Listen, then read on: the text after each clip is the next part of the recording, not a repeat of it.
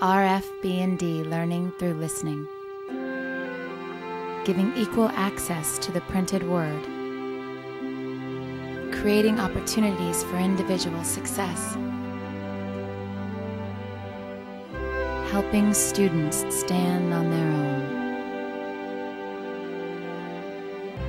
In 1948, National Nonprofit Recording for the Blind was founded in New York for college-bound soldiers returning from the war. As the demand grew, the Los Angeles unit quickly followed. Eventually, the name was changed to Recording for the Blind and Dyslexic, or RFB&D, to include students with learning disabilities and anyone who was not able to read the printed page. By the time I got to the 8th grade, I never had read a book. Ever read a book. They tested me for reading and I made an F. And they put me back in the 3rd grade reading. It was humiliating. And I just thought I was dumb.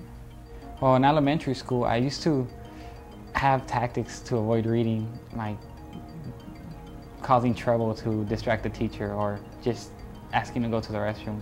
I would spend a lot of time drawing on paper because I had plenty of it. And in middle school, the teacher, he kind of tagged me on it and told me, you know what, I want you to read. You're not getting out of it this time. And I had to read, and I got embarrassed because I couldn't read in front of all my peers.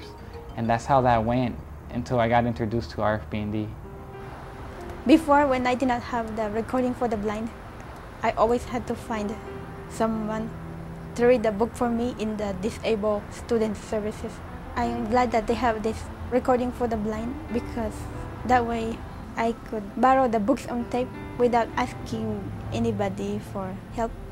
When I first got a textbook on tape, I was kind of like sketchy about it since I really failed at a lot of things like reading, and it's like this isn't something else that involves reading. I'm not gonna try it. I'm just gonna fail at it. I tried it out. I got the credit, and I heard a whole book in 2 days. And before that, I probably couldn't even get through a page. And so in class, I started becoming a good student, asking critical questions. Learning became like something I wanted to do, not something I had to do. I graduated from high school because I had the tools to get out. When I finally found out I was dyslexic, and this was what the problem was when I was tested. And that's when I was introduced to RFB&D. So when I got in college with RFB&D, a lot of the books were on tape, and that was the way I made it through college. And I got out with a 3.5 from UCLA, which is amazing.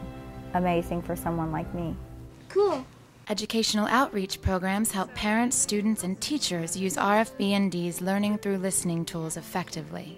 I decided to go into the teaching field involving kids with visual impairments because I believe that kids with visual impairments need people who understand what they're going through and the technologies that they need to be successful. We're going to start by going to Go to Page and 1. The audio textbooks have really made it possible for a lot of our kids to be able to have access to books that may not be available in Braille or large print, or if they're kids that are unable to read at all. His eyes cannot stay fastened on the page, and when we discovered RFB&D, it made all the difference. It isn't that he doesn't know the words, it's that his eyes won't stay there because he has a really good vocabulary. I'm in 11th grade. My favorite subject would have to be lunch. But no, seriously, my absolute favorite subject would have to be history and English. Before we found out about RFB&D, it was like hard for me to read and I didn't like reading. But now it's like, now I enjoy reading and it's easier for me to read because I learn by listening. Whoever's reading these books, it just completely draws you in and you just have to listen. You have to finish the book.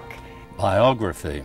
RFB&D-LA has literally hundreds of volunteers who bring textbooks to life. Write an essay proposing a solution to a problem. Maury is the first volunteer in RFB&D's national history to reach 50 years of selfless giving. The invention was a success. He's been with RFB&D-LA since practically the beginning. Back in the early 50s. At that time, it was a little tiny booth, and there was little records, and then on tape, and now, of course, it's digital.